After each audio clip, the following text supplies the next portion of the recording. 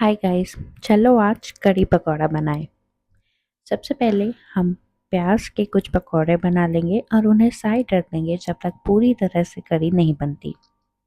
उसके बाद दही और बेसन को मिक्स करेंगे और याद रखें कि रेशो 1:2 होना चाहिए। अब इन सब्जियों को चॉप करके रखें एंड नाउ लेट्स स्टार्ट।